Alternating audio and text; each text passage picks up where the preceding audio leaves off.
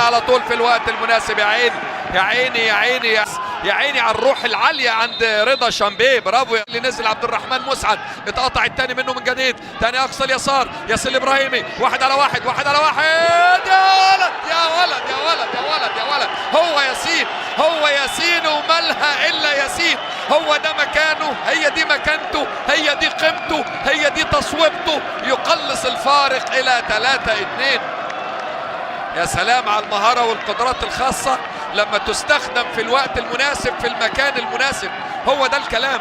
لكن كان بيجهد نفسه في نص الملعب كتير كتير كتير اكتر من اللازم. برافو اندريه، عمل له باص كويس قوي، عدى من كوليبالي بفارق السرعة والمهارة والرشاقة والأناقة. عودة على امل العودة.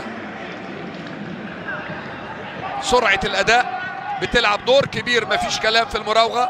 الفنت اللي بيعمله بيثبت وران. يا حبيبي يا حبيبي يا حبيبي، خدمة توصيل الطلبات للمنازل. خلص يا ولد خلص يا ولد خلص يا ولد خلصها الولد خلص يا ولد خلصها الولد. هو اسحاق ابو الفضيل يسجل الهدف الثالث للغرافة. الفهود واليوم الموعود. الفهود بفريقه يعود ويسجل 3 أهداف بالثلاثة. 3-3. إذن ينجح نادي الغرافة في العودة بفضل قمة وقيمة ومهارة الجزائري إسحاق بالفضيل. يسجل هدف التعادل. 3-3 لصالح نادي الغرافة في نفس المكان في نفس الزاوية في نفس المسافة. يسجل بعد ياسين الابراهيمي. يأتي الدور على إسحاق بالفضيل، وكان مؤيد حسن هو من قص شريط الافتتاح بعد 3 دقائق من الشوط الثاني.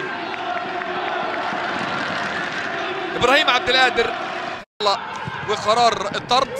ادي على طول فرصة كانت كبيرة جدا جدا لنادي الغرافة. ادي التحول من الدفاع للهجوم. ابراهيم مجدا، ياسين وصاد وعين وقاف وكاف وكل الحروف دون خوف.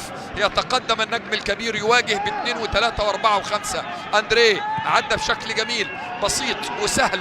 مؤيد حسن العرضية فين الرأسية، يطلع ماسون، تعود الى همام. قد يصوب. اوهو عايز فاول. وان خالد النابت ترجع تاني ياخدها بسرعه لعيبه نادي الغرافه. همام خلاص راحت الى ياسين. 1 على 2 بل 1 على 3. هاتوا خد ياسين. لا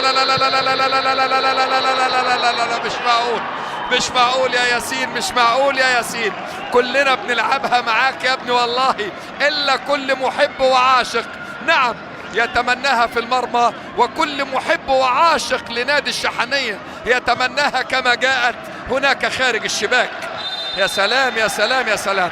لاعيبة نادي الشحنية بيقدموا مباراة بطولية، ولاعيبة الغرافة بيقدموا مباراة كبيرة. رغم مهاراتهم وقدراتهم العالية لا زالوا غير قادرين على تحقيق الانتصار. كانت فرصة كبيرة للنجم الجزائري ياسين الابراهيمي. الشوط الثاني فترة طويلة منه الحقيقة. الجانب البدني لصالح الغرافة ما فيش كلام، الجانب الفني لصالح الغرافة. ياسين الابراهيمي 2 على الوقت بدل الضايع. 11 دقيقة بنلعب خلاص في الدقيقة 9 انتهت. آخر فرصة قد تكون هي الجول، قد تكون هي التأهل، ولكن الشحنية يدافع ببسالة وبروح عالية وبإصرار.